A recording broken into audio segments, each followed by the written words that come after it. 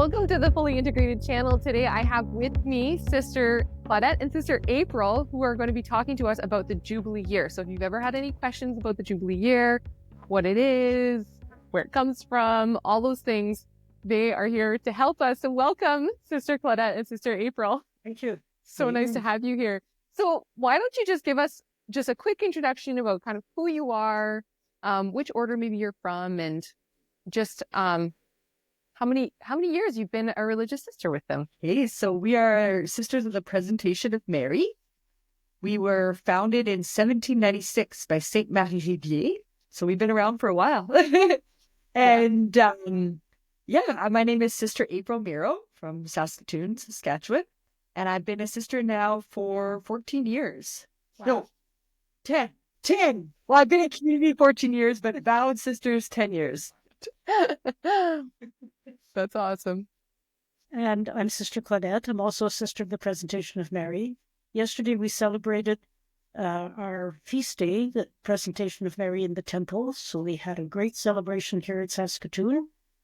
I have been a sister for many more years than Sister April. 53 years, would you believe? Wow. And congratulations. I hope that I bring a little bit of my perhaps wisdom and understanding to your session. Yeah, no, that's wonderful. So, I mean, I have a very special love for the Sisters of the Presentation of Mary because there was a convent in my hometown in Bellevue, Saskatchewan. And so I had a few teachers actually who were sisters. And Saint Marie Rivier was the first saint that I was ever really introduced to. Not that she wasn't a saint yet, because she was only canonized, in 22? So I'm very excited to have you guys here. I always have a special place in my heart for any sister that comes from the Presentations of Mary. So thank you again for coming with us. So I am really excited to hear about the Jubilee year because Daniel and I are actually going to be in Rome in 2025 in May. So we are actually going to get to the plan is to walk through the doors of St. Peter's Basilica. But if I'm being completely honest with you, that's the only thing I know, is that there's Jubilee doors. I don't know anything else about the Jubilee year. I did try to find some information, but I didn't find that was very easy to do. And so I'm so grateful that you guys are willing to have this conversation with me, because I talked to a number of people since then as well, kind of asking them how much they know about the Jubilee year. And they're like, oh, I kind of know that it's coming up, but I don't really know what it is. So why don't we just start right there? Like, what exactly is a Jubilee year? Kind of where does the historical tradition come from? Yeah. Okay. So Jubilee is the name given to a particular year in the life of a person. For example, I celebrated my 50th Jubilee as a sister of the Presentation of Mary. And Jubilee means to be jubilant, to be filled with joy. I remember when I celebrated my Jubilee, it was a time to look back and give thanks for 50 years and to look ahead and see what the next 50 years could possibly be if ever I got to that age. So I think a Jubilee year sort of does the same thing. It invites us to look back, to give thanks, and to look ahead with hope, a vision for the future. And I think that's what Pope Francis is inviting us to do during this Jubilee year, and the theme of the Jubilee year is Pilgrims of Hope.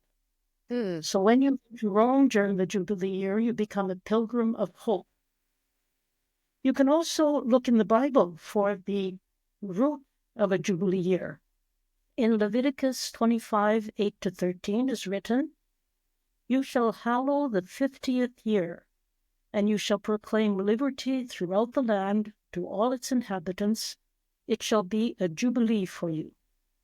And so the Hebrew people, every 50 years, lived this Jubilee year. It was intended to be marked as a time to reestablish a proper relationship with God, with one another, and with all of creation. And I think the Jubilee year of 2025 is also going to be an invitation to reestablish our relationship with God, reestablish our relationship with one another, and reestablish our relationship with creation. The prophet Isaiah was quoted in the Gospel of Luke when he talked about Jesus' mission. And he said, it is written there in Luke 4:18-19, "The Spirit of the Lord is upon me." I think we almost know that by heart. "Because he has anointed me to bring good news to the poor. He has sent me to proclaim liberty to captives and recovery of sight to the blind, to let the oppressed go free, and to proclaim a year acceptable to the Lord." That's the Jubilee year. Proclaim liberty, proclaim recovery of sight, let the oppressed go free. And Jesus lived out these words in his daily life, in his encounters with others, in his relationships, and he was called to bring freedom and conversion. And those two words will be part of what a Jubilee year is meant to be, to proclaim an acceptable year, a year of favor to the people of God. Amazing. So that's what is a Jubilee year, or what it is meant to be. Yeah, that's really incredible because just like as you're sharing what a Jubilee year is, it reminds me, I've been doing a lot of study just kind of on virtue and the spiritual life and fruits of the Spirit. And that's what a lot of what you're going to find kind of like on my YouTube channel. And those three relationships that are being kind of restored, right? That we're going to be getting special graces for restoration, our relationship with God, our relationship with others, and our relationship with creation. Those are the three categories that we find fruits of the Spirit. We find fruits of the Spirit that have to do with our relationship with God. We have fruits of the Spirit that have to do with our relationship with others. And then we have fruits of the Spirit that come out in our relationship with creation. And that to me is just like, it's so beautiful because it really is a total renewal, like a total restoration of the person and right relationship and freedom and conversion. Like what you just said, I'm like, yeah, like that really wraps it up kind of in a really nice bow, I guess, which is amazing. So I'm already getting very excited.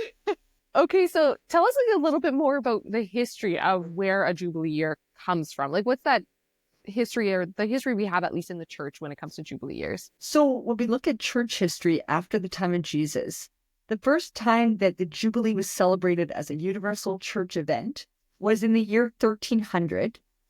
Pope Boniface VIII called the first Jubilee, also known as a holy year. And we call it a holy year because it's a year where we are filled with God's holiness. And since then, the Jubilee has been called every 50 years. But then in 1343, actually, Pope Clement VI reduced the gap between Jubilees from 50 years down to 25 years. So really, that's why we have it on 2025, that we have a Jubilee year, even though it hasn't been 50 years since year 2000. So yeah, every 25 years, we get this experience of incredible light, the heavens opening up of this abundance of grace. Yeah. And then there's a couple times when the Pope has called, those are ordinary Jubilees every 25 years. So, but then there's also extraordinary Jubilees. So in the year 1933, Pope Pius XI commemorated the 1900th anniversary of the Redemption, and there was a holy year that year. Wow. And then also in 2015, a lot of you remember the Year of Mercy. That was an extraordinary Jubilee that Pope Francis declared that year for a special reason. So, was that not in 2016? Well, that's possible. 2016. Oh yeah, here it says 2015, but okay, no, the only reason I asked typo, no. The only reason I asked is because Daniel and I, so this is one of the reasons I'm particularly struck with the Jubilee year and feeling really called by the Lord to delve into it more deeply, is we were actually married in 2016 on the year Jubilee of Mercy. yeah. Nice. Yes. Nice. It was incredible. And I keep joking that we got married that year because we needed so much mercy. Yeah. Our marriage got really hard really fast. And so we needed those special graces, I think, in a really big way in order to to be able to live out that sacrament in a holy way. But our hope was to go to Rome that year when we got married.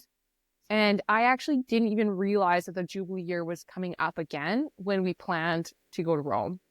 Oh, wow. This coming year. And so like, to me, it just feels like this fulfillment, like God is like, here, like you didn't get to last time, but here's another opportunity for you to come and just receive these graces from me. So yeah, I'm just very, I'm very struck by the abundance that seems to be attached to a Jubilee year, like just this incredible like generosity from the Lord, and just a great desire in him. It seems to just pour upon us an incredible amount of graces and love and to draw us into him. And it's just, yeah, wow. That's really incredible. Very excited. My next question would then be, do you know why Pope Francis like called it a year of hope? Like why has hope been the focus for this time around? Okay, well, I think Pope Francis looked at what is happening in our world. He looked at the wars, the suffering, the misery, the poverty, the wealth, The anxiety. consumerism. And I think he felt in his heart of hearts that our world needs hope. I'm going to quote something that he wrote to explain why he chose the theme Pilgrims of Hope. He said, "We must fan the flame of hope that has been given to us. All of us received the gift of hope at baptism. And he says we must flame it into a fire of hope and help everyone to gain new strength and certainty by looking to the future with an open spirit, a trusting heart, and a far-sighted vision." And he goes on to say the Jubilee can contribute greatly to restoring a climate of hope and trust as a prelude to the renewal and rebirth that we so urgently desired. That is why I have chosen as the motto of the Jubilee, Pilgrims of Hope. And he adds, "May the voices of the poor be heard throughout this time of Jubilee, which is meant to restore access to the fruits of the earth to everyone." I think that's his deepest hope. Oh, can you actually just repeat that last line from Pope Francis there? He says, "May the voices of the poor be heard throughout this time of the Jubilee, which is meant to restore access to the fruits of the earth to everyone."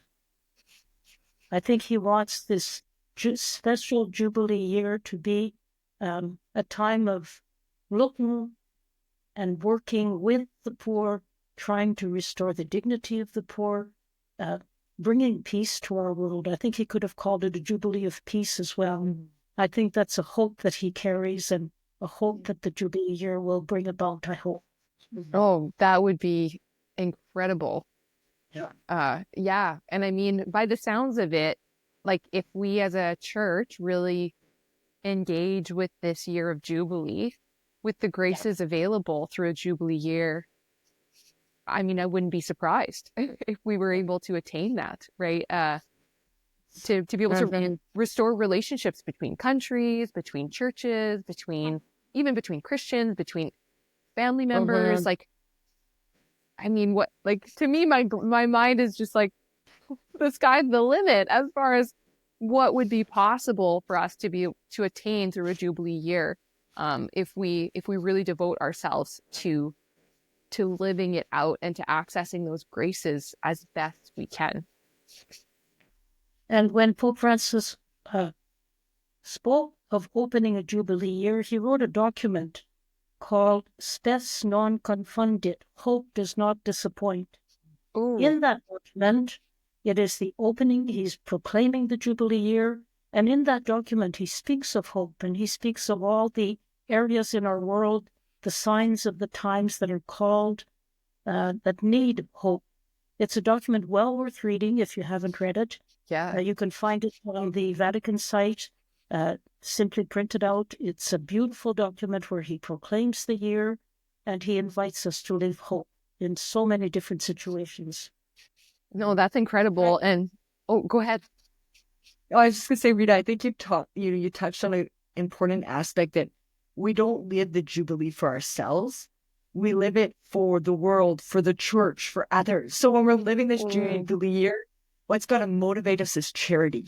You know, it's we got to be motivated by the same mercy that the Lord's desiring to pour on the earth. And so, like in that letter that she was talking about, the Pope talks about concrete things that he's calling us to do to restore hope in the world. Like we got to get our boots on the ground and be pilgrims of hope going into the world, bring it into the world. Yeah.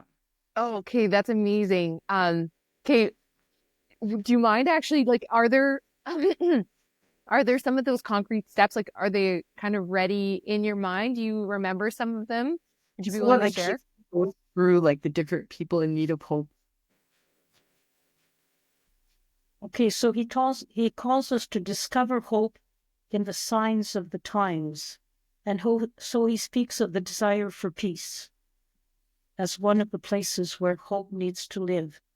He talks about having enthusiasm for life and a readiness to share it. He talks about countries where the birth rate is going down terribly. Young people do not want to have children. Hope, bring hope back to desire for life. He talks about the need to foster a need for a social covenant to support and foster hope.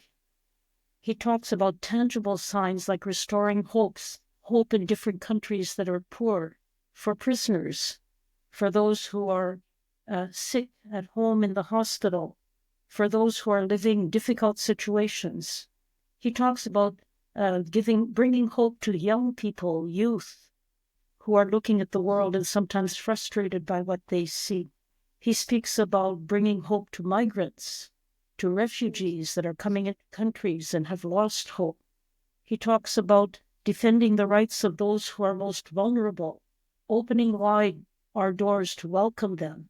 He talks about the elderly, who often feel lonely and abandoned. How can we bring hope? He talks about grandparents and how they are called to bring hope to the next generation. And he talks about the billions of poor who often lack essentials of life.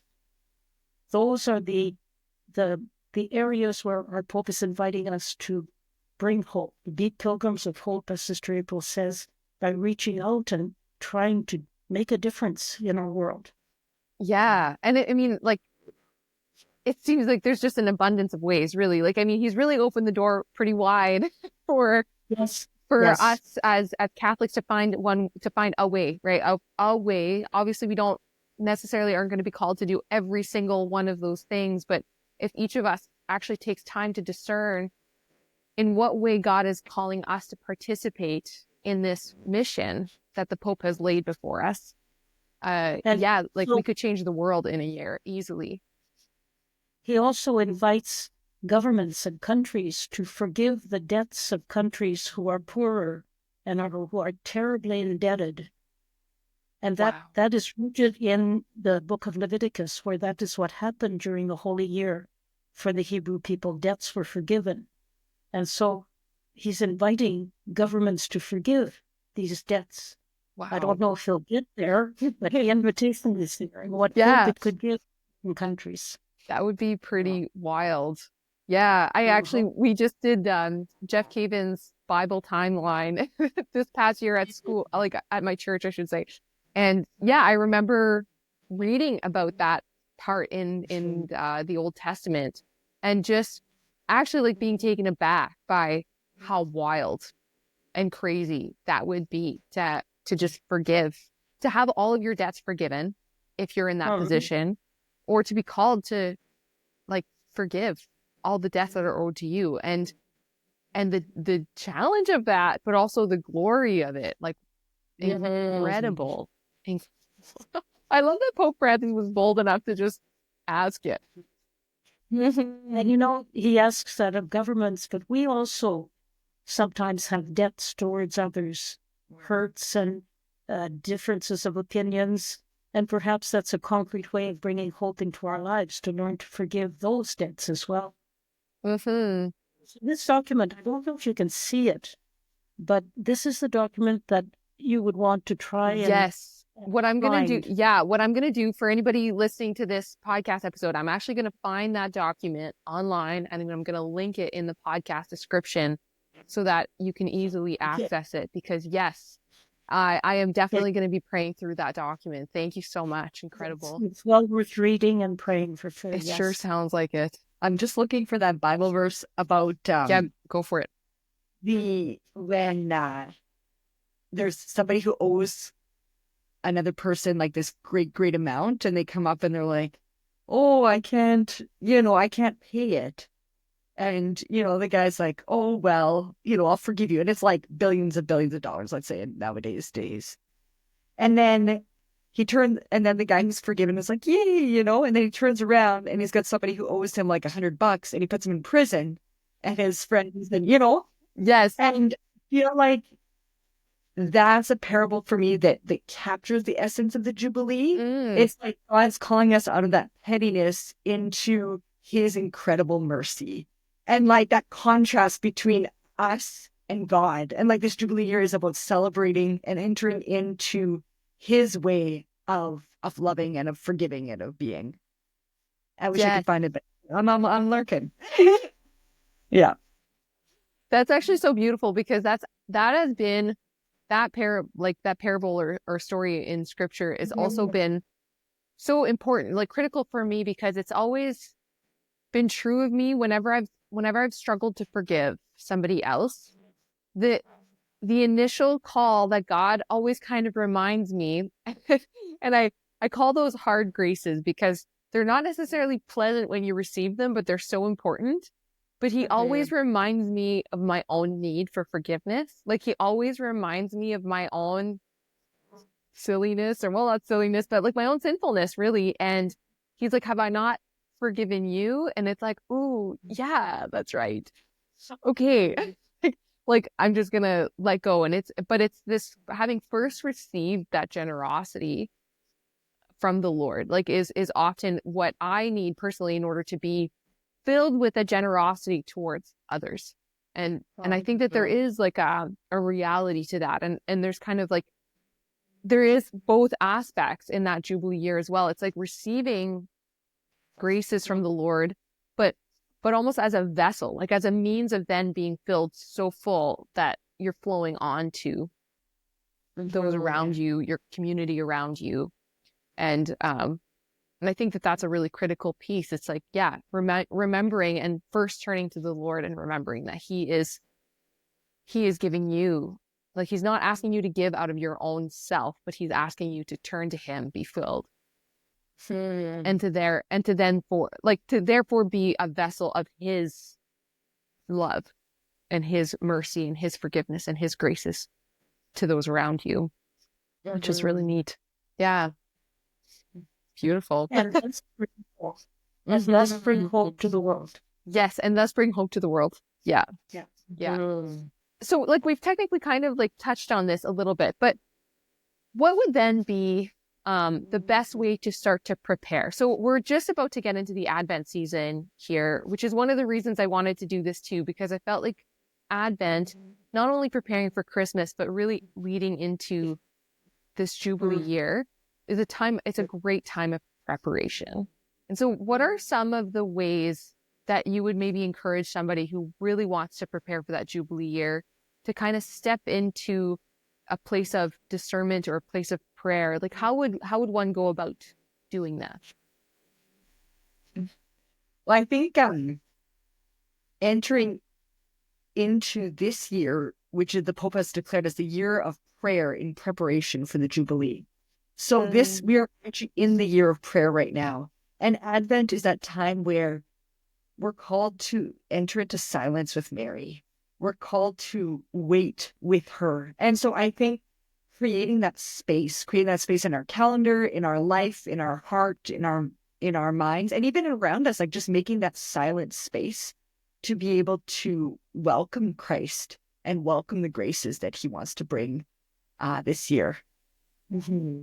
Yeah, I love that. That's actually really beautiful.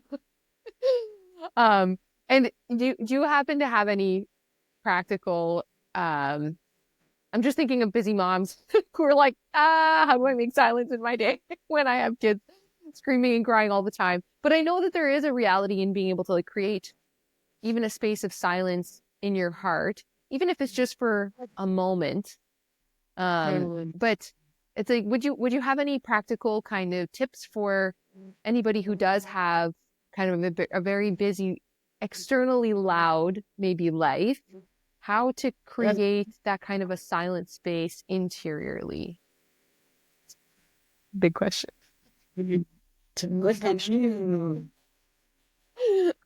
I know for myself, one thing that happens because I'm an RN and I'm nursing at the hospital. So sometimes in 12-hour shift or 10-hour shift, you're busy with patients, alarms are going off, like, okay, Lord, how do I live in your presence at the hospital? Yes. I think a big thing is seeing him in the people around me, seeing him. So as I'm taking care of my patient, it's like, I just ask my guardian angel sometimes, remind me that this is Christ. You remind me I'm serving Christ, so it's not trying to find him apart from the situation that we're actually in. So like just asking, okay, Lord, help me remember that you are in my child. And when I'm relating to them, I'm relating to you, or like whatever, I'm doing dishes or wiping bums. And it's like, this is for you, Lord, and so I think, yeah, trying to find it in, not apart, but right in what we're doing. And then another thing is just like finding those little things. Like I know for a while, it's gonna be funny because this is a podcast, but I actually was listening to so many great podcasts. But then I realized like when I was driving, there and back to the hospital, I just needed that silence to just be. So I shut off my podcast. yeah. But I mean, they're great and they have a place, but just finding these little moments. Or sometimes my mom, I know, she'd be like, "Guys, I just need some silence," and so she would just like kick us out of the kitchen or do it. Or she's like, "I'm going to sew, nobody bug me for half an hour." She'd be doing what she's doing, her laundry, but she'd just kind of be like, "Give me some space, kids." So. No, that's actually so beautiful. I think it's also hilarious that you mentioned the whole podcast thing. I don't listen to podcasts. I love silence, and I invite as much of it into my life as possible, which is why I'm never offended if somebody doesn't listen to my podcast. I'm like, no, silence is great. But it's so true. It's really just taking those times where we have added noise that's not necessary. That's really like, it's not necessary, and just taking that noise out, finding those areas, especially during Advent or times like Lent.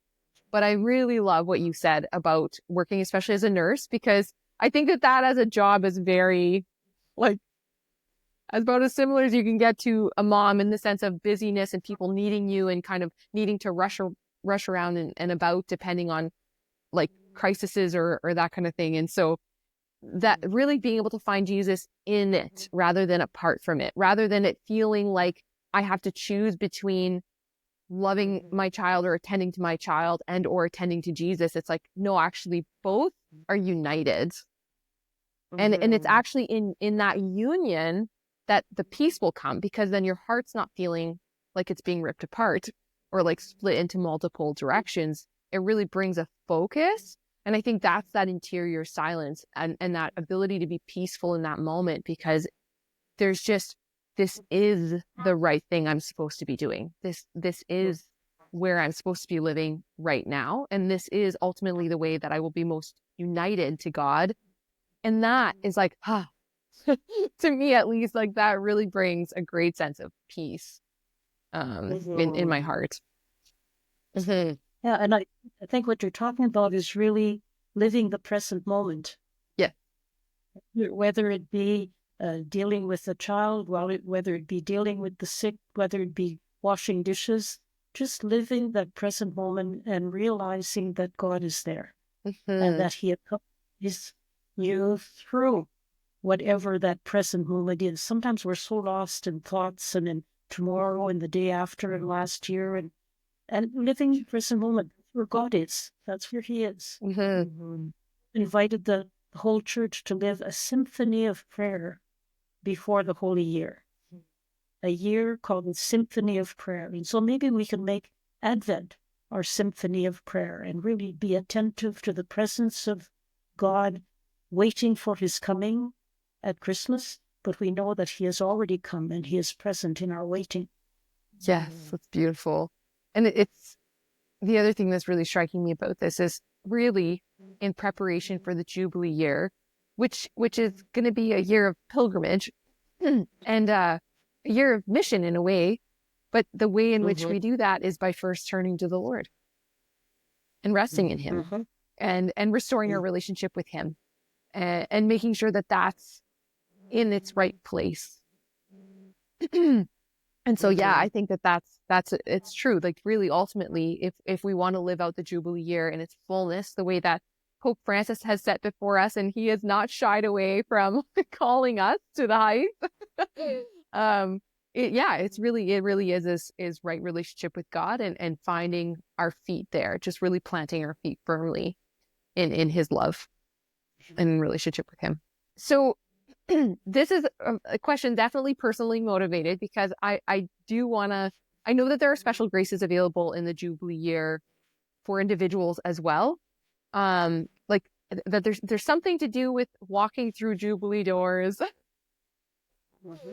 But okay, what exactly is that? Like, what do you know? Like, what is the process? What are the graces and the promises that are attached to that? As well as, I know that Rome is opening up 4 doors, but are there doors kind of in every diocese? Like, how does that all work? Okay, so when we prepared our session on the Jubilee year, we discovered that there were 7 characteristics. I'm making the 7. Okay. Oh, 7 characteristics to the Jubilee years. okay. And in explaining each characteristic, we'll answer your questions. Oh, okay. Yeah. So the first is the aspect of pilgrimage. You mentioned that already, that the Holy Year invites us to pilgrimage, to being pilgrims of hope. And Sister April will comment on what that truly means for a pilgrim. Yeah. So the word pilgrimage comes from the Latin per ager, which means across the fields, or per eger, which means border crossing. So there's this idea of starting at one place and making a journey. Yeah. So the pilgrimage invites us to do that exteriorly as a sign of what we're called to live interiorly. So this Jubilee is calling us to go from where we are now to this new place of conversion. Okay. And we act that out in our body so we can live it in our soul. Yeah. That'd be a summary. Okay. I love it. I'm all about body, soul. Like that's like where the word fully integrated comes from. So this idea of doing with the body, right? Engaging the body, but for the sake of engaging the full person, of directing the soul in a way or of supporting the soul's mission and desires. I love it. Yeah. So not all of us can make a pilgrimage to Rome during the whole year, but we can all make an interior pilgrimage, an interior journey that will bring us to a new place. And that's very important. The second is the famous Holy Door that you've been mentioning. And so the Holy Door takes on a special significance, a symbol. It's a powerful sign of the Jubilee, because the ultimate aim of a pilgrim is to pass through that Holy Door. The opening of the Holy Door in Rome at St. Peter's Basilica on December 24th will open the Holy Year. So on December 24th, you should all be watching your television, Vatican News, somewhere in there, to see Pope Francis open the Holy Door of St. Peter's Basilica. And with the time difference, you can watch it Christmas Eve morning. That's right. I like that. So if you go to St. Peter's Basilica when it is not the Holy Year, every basilica has 5 doors. And the reason being, when we enter a basilica, we enter through the 5 wounds of Jesus. We enter through the wounds of Jesus to go into the basilica. Wow. One of those doors is the Holy Door, and it is closed, absolutely closed, except during the Holy Year.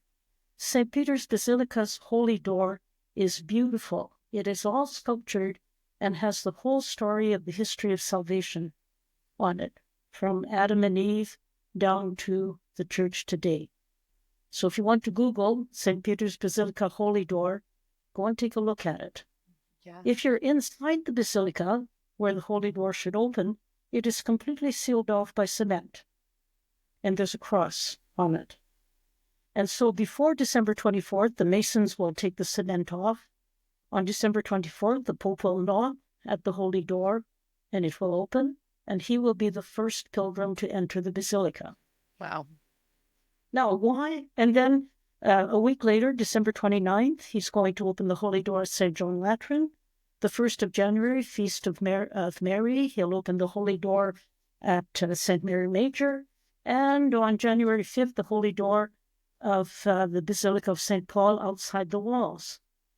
On the 29th of December, all the dioceses in the world are invited to celebrate the opening of the Holy Year in their diocese and open the holy door of their cathedral church. Mm-hmm. And so here in the Diocese of Saskatoon, as in other dioceses, there will be holy doors through which pilgrims can enter during the Holy Year. Amazing. So we don't have to go to Rome, but if you want to go to Rome, it's a wonderful experience. Now, why is that door so important? In crossing the threshold of the holy door, the pilgrim is reminded of the passage from chapter 10 of St. John's Gospel. I am the door. Jesus is speaking. I am. If anyone enters by me, he will be saved and will go in and out and find pasture. So passing through the holy door expresses our decision to follow and to be guided by Jesus, who's the Good Shepherd. And the door is also a passageway into the church. And for a Christian, when we walk into a church, we walk not only into a building, we walk into a community of believers. And so, passing through the holy door means that I want to enter again and again into this community of believers, a place of encounter, a place of dialogue, a place of reconciliation, a place of peace. And so in the Holy Year, Pope Francis explains, for everyone, this is his wish, for everyone, may the Jubilee be a moment of genuine personal encounter with the Lord Jesus, who is the door of our salvation, and whom the Church is charged to proclaim always and everywhere as our hope. So he makes the link between Jesus the door and Jesus our hope. So when you see the holy door, you are saying, I want to follow Jesus, I want to enter into this Christian community, and I want Jesus to be my hope. It's beautiful, isn't it? Mm-hmm. Yeah, very poetic, actually. Yeah, it is very beautiful. It's incredible. Okay. And I think, like, that idea of Jesus being our hope, that's what makes Christian hope so radical. Because, like, the world, when they think, I hope I get, a new car for Christmas. I hope we have pizza for supper. Like, we use hope just like, as like, right? Yeah. I would like. But hope, like, our hope is founded in Christ and not even in what Christ can give us. Because I know sometimes I've gone through periods in my life where I've been tempted to place my hope in the good things, that God could give us, even holy things, instead of putting it in Christ himself. And like, I hope because Jesus exists and because he loves me, and that's it. Like, our hope doesn't depend on the circumstances of our life. Yeah. And all the other things. Mm-hmm. Yeah. Yeah. It's hope of salvation, hope of heaven, hope of union with God, which is like, like really, when you stop to think about union with God, it's just like your brain can't even fathom it. Like, it's just, for me at least, like, my brain wants to explode by the concept of being able to do that. It's just like, it's crazy. Yeah, we're kind of crazy. That's It's kind of Catholics. crazy. Yeah, well, it's kind of crazy. Yeah. That's for that. Yeah. Yeah. And so first characteristic, pilgrimage. Second, Yes. the door, the Yeah. holy door. Third, reconciliation. Reconciliation. So, like Sister mentioned before, coming back to that, we're called to be reconciled with God, with our neighbor, and with all of creation. And that's really like how we live out our conversion as well. And so the Pope is also asking, like, to avail ourselves of the sacrament of reconciliation, for priests to be available for that. And like I know, for example, in our diocese, there's going to be one particular day where all the priests in every parish will be available. And it'll be like, and it's a special day just to celebrate this sacrament. Wow. That is so cool that they're doing that. That's amazing. That's incredible. And the fourth characteristic, prayer. We've talked about prayer a little bit, but Pope Francis invites us to prayer during the Holy Year. Prayer as we prepare and prayer as we live it. And he describes different kinds of prayer. Prayer to renew our desire to be in the presence of God, to listen to him, to adore him. Prayer to thank him for the many gifts that he's given us, and to praise him for his work in creation. Prayer together, not only prayer alone, but prayer together to express that we are one heart and one soul, just like the first Christian community. And so we can live solidarity and we can share daily bread with one another. And prayer that makes it possible for everyone in the world to turn to him, to reveal to God what lies hidden in the depths of our hearts. And prayer as the road to holiness. I think we all carry in us a desire to be holy. And so during the Holy Year, the Pope invites us to this prayer that will allow holiness to take over our lives. And he says, may this year be an intense time of prayer in which our hearts are open to receive the outpouring of God's grace and to make the Our Father, the prayer Jesus taught us, the life program of his disciples. The whole world would be different if the Our Father became the life program of all the disciples of Jesus. Oh, yeah. Yeah, I don't think anybody could ever blame Pope Francis of not being a dreamer, because I'm like, he's just, his desires are expansive. They're beautiful. Wow, that's amazing. Yeah. That God would give us the graces to step into that with Pope Francis this next year would be, yes. Yeah, and the sixth element is very related to the fifth. It's the liturgy. And yeah, so as Catholics, like, we know that the summit of liturgy, the summit of our whole life, is the Mass. And, you know, we were presenting about this the other day, and somebody says, well, isn't the Mass always special? Like, what's special about, you know, this year? You know? And, you know, and I'm like, it's true, you know, but in calling us to celebrate this Jubilee year, this is my own particular spin on it, but anyways, I think it's part of the Church's pedagogy to teach us, you know, so like, we celebrate Christmas, we celebrate Easter, because that's how we learn about it. And I think we're celebrating this Jubilee year so we can enter into fully and live what we usually do, but on a more intense level, and just that call through celebration to enter in more deeply into the mysteries. And with the liturgy, there's also the liturgy of the hours, which is prayer that priests and sisters and many, many lay people pray throughout the world. It goes along its cycles of psalms and canticles and readings from the scriptures, and they go with the liturgical year. And when we pray them often with others, like we'll chant them in community, or we could pray them on our own, but we don't pray them for ourselves.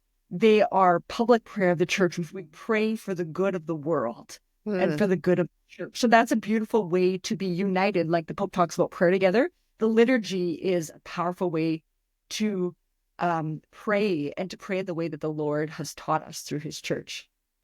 Yeah, that's really beautiful. It's really like, it's making me think that, if some people are really feeling called to especially engage with that aspect of the Year of Hope, even to see small communities of prayer, the prayer gatherings starting specifically for like, not like praying for the church, like praying for the world, praying for peace, praying for hope to engage, like praying for these graces that God has available to be poured out, to be made active, to be received by people. And so that would be a really neat way for, a small group of friends, or to engage in a special way with prayer over the course of the Jubilee year. It's like once a month even. It's like, that's beautiful. That would be really cool.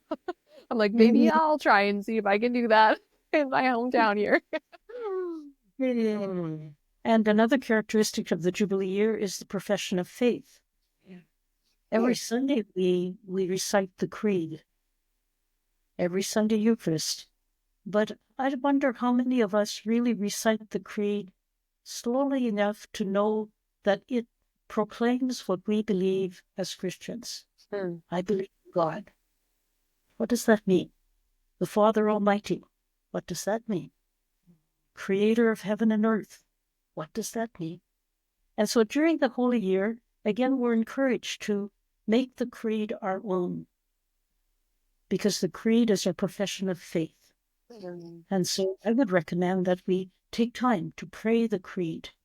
Say, okay, do I truly believe what the Creed says? I believe in the communion of saints. What does that mean? I believe in Jesus Christ. What does that mean? In the Holy Spirit, in the Holy Catholic Church. And so to explore the Creed during the Holy Year and really make it mine would be an invitation of the Holy Year. Oh, that's beautiful. And I mean, yeah, it's, even as you were going through them and you're like, what does that mean? It's like, oh, that's actually like a pretty full question. Yes. To stop and reflect on these things. And I can't say that I've reflected slowly on the Creed, but even just asking that question, what does that mean that I believe in God? What does that mean that I believe in the communion of saints? I mean, it's the depth to which you can go meditating on this prayer. And really, it would be a formation, not just of your soul, but also of your understanding of the faith and the way that you live it out. And so I could see how that would be a very rich experience to engage with over the course of the year. And you might want to answer that question personally, or you might want to the Canadian Catholic Catechism. And there's a whole chapter on the Creed that explains every aspect of the Creed, just to deepen what I truly believe and to learn what it means to believe in God and to believe in the communion of saints. So, it would be a wonderful way to live the Holy Year in a different way. Yeah, thank you for that. That's a great suggestion. Yes, I think most people have a catechism in their bookshelf somewhere, but whether they've cracked it open or not, that's like another question. But I think Father Mike Schmitz is doing a catechism in a year. Because it's the year podcast, so there we go. Yes, there we go. We just go and zoom in on that section and kind of like listen to it. Although I find that personally meditating is easier when I'm reading, because it's easier to stop and think. You don't have to press a button to pause. Yeah, that's incredible. Thank you for sharing those 7 pillars. I never heard the Jubilee year. I actually counted wrong. So there are 7, but I skipped. So we got pilgrimage, okay, reconciliation, prayer, liturgy is 5, profession of faith 6, and then the last one is the indulgences. Oh yes, I do want to hear about these. So so the idea behind the indulgences is they're a concrete manifestation of God's mercy. So I gave this example the other day that it's again just like inviting us to enter into this like disproportional mercy that the Lord has for us.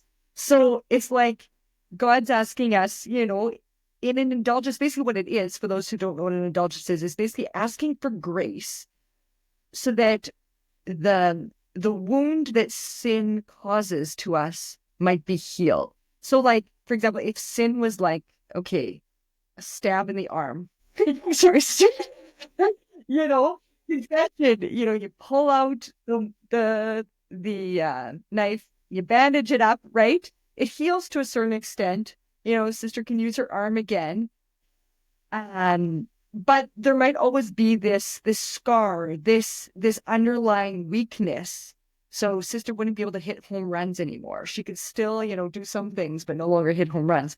Well, an indulgence is God going in and removing the residual effects of the sin so that we can be fully integrated. So that, like our whole being is no longer impaired by sin and can live fully in the grace of God and love fully. So it's like this releasing of moral residue so that we can live fully for God. So we can ask that for ourselves, so we can live fully more in Him and love the world. And then we could also ask that for the souls of purgatory who are undergoing that purification, that it might become complete and that they might be able to fully enter into the into heaven and praise the Lord and pray for us. And so there are many, many opportunities to receive this grace this year. You can actually receive it every day. There's 5 themes that are asked. It's so crazy. Yeah. I'm sorry. Like, I just had to stop here for a second. I'm like, what? I'm like, I've never heard an indulgence described like this before. And I can't even, like, the grace of that is literally beyond to have the effects of your sin and the woundedness and the weakness, ultimately, right, that sin has caused you through your own will, to have that healed. Like, I think about temporal, what they call temporal punch. Yeah, the temporal punch. Like, that is just like, whew, I'm going to have to meditate on that one for a while. And I said I was talking to the other group you presented this to, and I said, it's like as if, your parents came to you and said, clean your room, which is like the 5 simple things that I'll tell you about to get an indulgence, very simple acts. Yeah. They themselves are nothing. And they're like, yeah, you clean your room and, we'll go to Hawaii for a month. Like, just disproportional, kind of like, it doesn't even make sense, No. Like, just God's mercy. And yet, for some reason, He wants us to participate. Like, He doesn't need us to grant this mercy to the world. He doesn't need us, but He wants us to collaborate as children in the salvation of the world. So He invites us in these very simple ways because just in choosing, okay, I'm going to pray an Our Father for the Holy Father. I'm going to do an act of penance and go to reconciliation sometime in 20 days this way or that way. Well, you got 40 days within, the time of the day, to 20 days on either side to go to confession, receive the Eucharist. So you have to receive the Eucharist that day. Yeah. And so pray for the Pope, receive the Eucharist, confession, and then be moved by the spirit of charity. Like I said at the beginning of the podcast, that has to be the motivating factor. Yeah. Is the spirit of charity. And then to be truly repentant for our sin. So we can't be like, oh, I'm going to get this indulgence, and then tonight I'm just going to go do what I want, and I'm getting another indulgence tomorrow. That is not... That's presumption. You really want to no longer sin, to live a life of love in Christ. So those are the simple conditions, but those are like ways that God is saying, hey, like, enter into my mercy. And, it's a choice to say, okay, today I'm going to offer this for the world. I'm going to offer this to souls in purgatory. I'm going to, so it just this little way of inviting us into. And with that, like, there's the Pope invites us to make, like when we to make special pilgrimages, not just like there'll be holy doors in the cathedrals, but often also in a lot of Marian shrines. Mm-hmm. So He's inviting us to go to Marian shrines in your diocese throughout the world. He's also attached to the indulgence with so pilgrimages to any Jubilee site or Marian pilgrimage site, also to the Holy Land. He's inviting us to as well do, and this is where it comes in with the Year of Hope, especially like corporal and spiritual acts of mercy. And so, like, even if you're somebody who's bedridden and, you can't go out and give a cup of hot water to the poor, you can still, in your bed, through the spiritual acts of mercy, to intercede for others and to offer up your suffering. And I'm like, he wrote a whole bowl about the indulgences anyway, but in there, he talks also about like bringing back the spirit of penance on Friday, that Friday would be a day where we pray for the world and intentionally make sacrifices for the salvation of souls. So those are just some things. There's a lot more in there, but those are different ways to enter into the spirit of the Jubilee year. Wow, and it's so easy. Learning more about the Catechism and the Bible. Oh, well, there we go. See, like you can just, there's so many things that it's like like killing 3 birds with 1 stone kind of in so many ways. But just to clarify, just because this is my technicality brain is always like this. So if I went to confession one day, would that confession then count on every day to get the indulgences on every, like, because technically I could get an indulgence for a different person every day, right? Is that kind of how that works? Yeah, I mean, I'm not a canon lawyer or anything. I'm fair enough. But what I read, for what I understood from reading the Papal Bull, was that yes, like they asked that you go to communion on the day that you receive the indulgence. So what I understood, for every day that you receive communion during the whole year, if you go to confession once a month, that covers you 20 days on either side. Yeah. You do an act of mercy, you pray for the Pope, and you do it with that intention. Yeah. And that's the idea, is that like God just wants to, literally, yeah. Yeah. Yeah. And he's like, I'm knocking and I've got like floodgates here. Can anybody want to just turn that key? Like anyone? Yeah. Wow.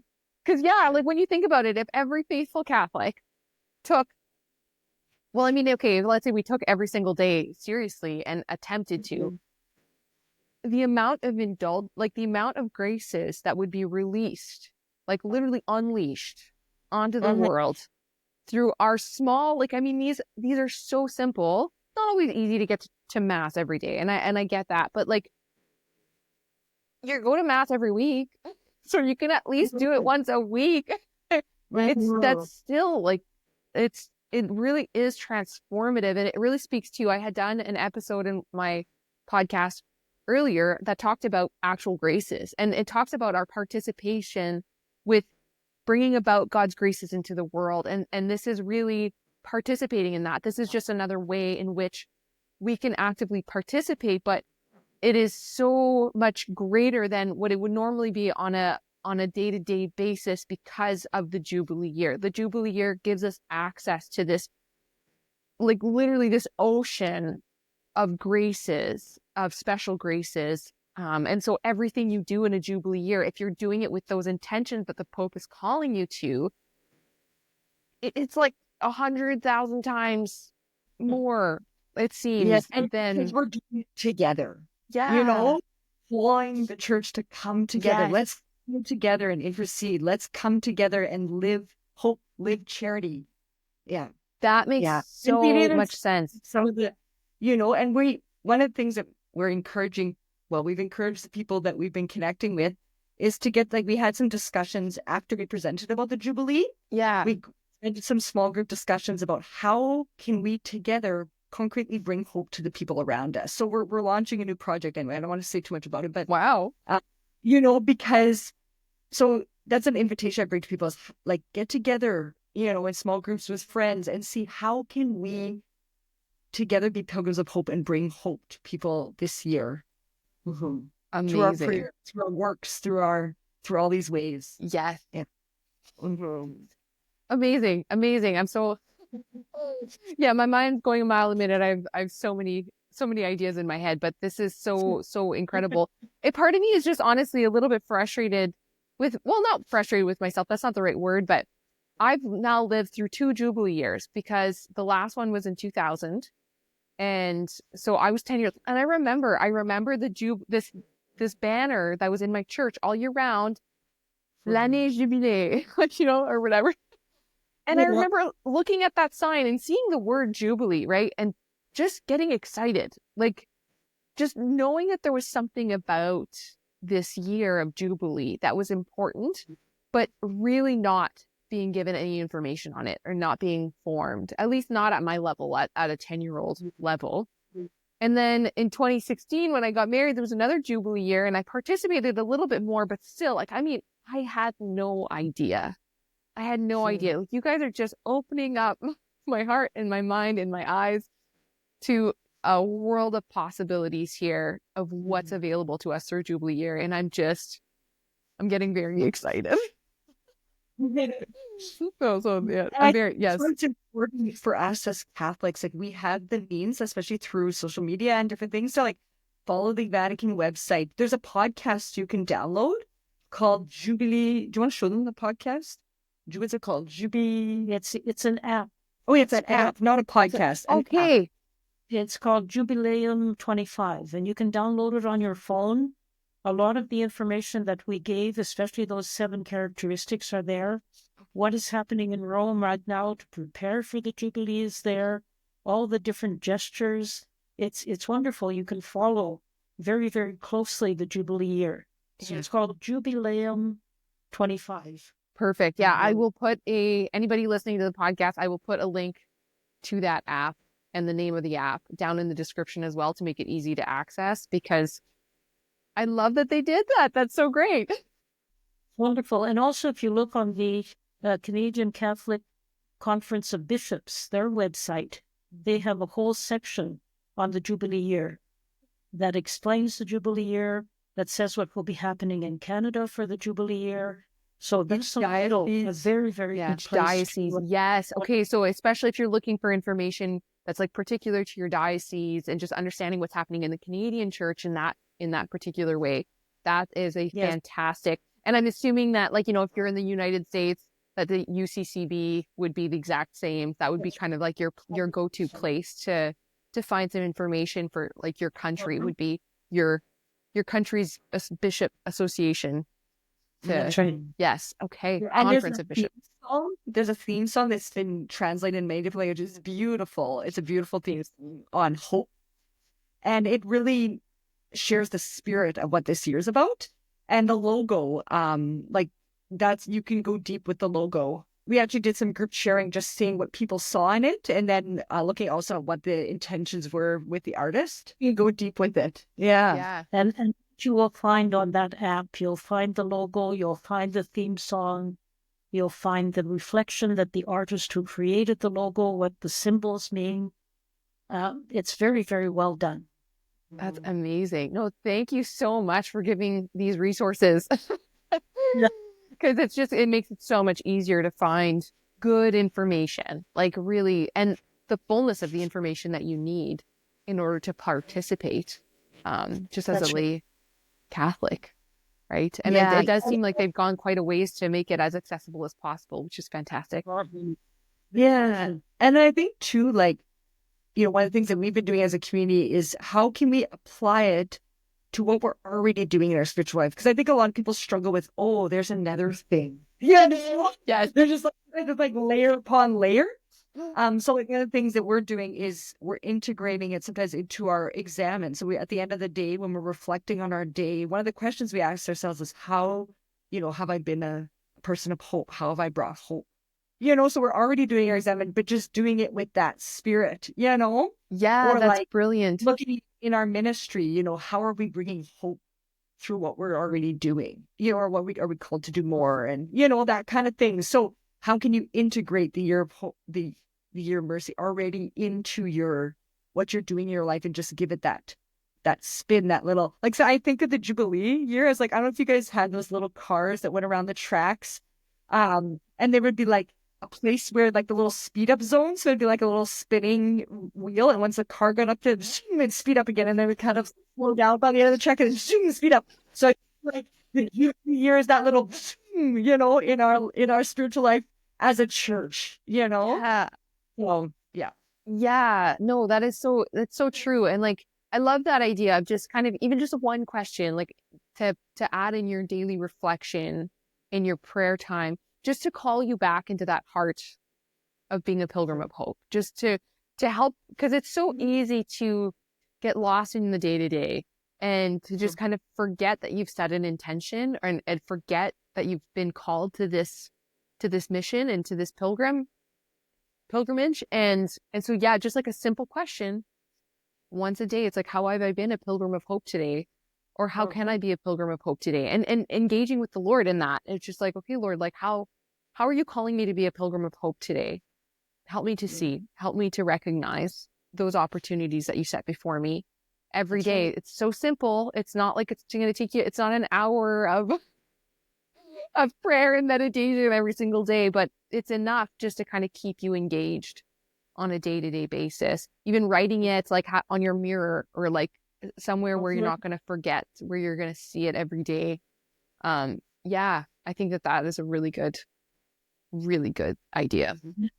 And even as we begin the season of Advent, if there's a season in our liturgical year that's a season of hope, it surely is the season of Advent. So we can already begin being a pilgrim of hope during Advent, almost like the shepherds who were waiting for Jesus to be born. And, all of a sudden, here he comes. And that's for us. They were pilgrims already, pilgrims of hope, living in hope. We live in hope for his coming and his action in our lives. Actually, gets me. Go ahead. I don't know if it was actually just if it actually said that, but they said they didn't recognize the time of his coming. Basically, it's after the cleansing of the temple, and it says, well, it's right before the cleansing of the temple when Jesus weeps over Jerusalem. And he says, because you did not recognize the time of your visitation from God.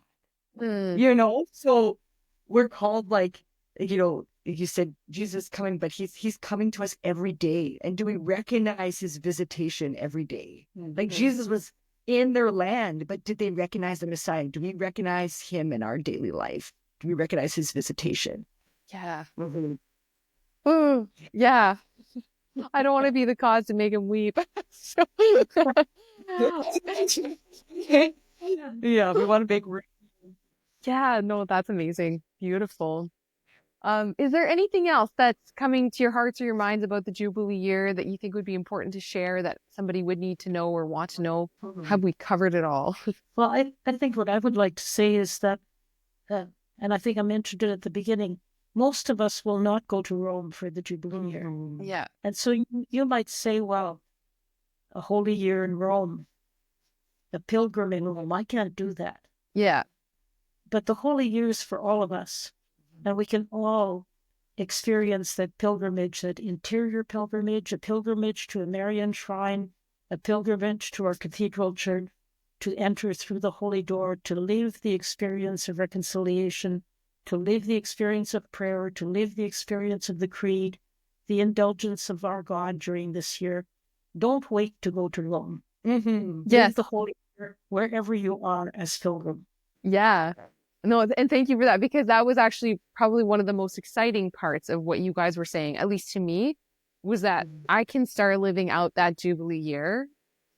Well, I mean, I could start living today for that Jubilee year, right? Like, and I don't, it's not just going to be my time in Rome where I'll be able to actively participate in it. Like every single day, those graces are going to be available. And that to me makes way more sense, because I was just like, there's no way that the church would create a Jubilee year, but you had to come to Rome in order to get the graces. No matter what state of life you're in, no matter what your vocational state is, right? No matter if you're bedridden, if you're the healthiest person, doesn't matter.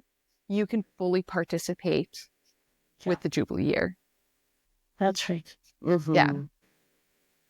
Incredible. All right. Well, thank you both so much for this. Like I am, yeah, I'm gonna have to re-listen to this and actually go and read those documents that you shared about, because there's so much depth to a Jubilee year that I had no idea, that nobody's ever taught me before. And I know for a fact that there are a lot of Catholics who are feeling the same way, who just really don't know much. Except if they're listening to this podcast, now they know lots. So no, thank you very much for joining me today, and pray many blessings for you as this Jubilee year comes up, and then this new project that you guys are getting going for the Year of Hope. Yeah. Yeah. Okay, thank you very much. Thank you. Okay.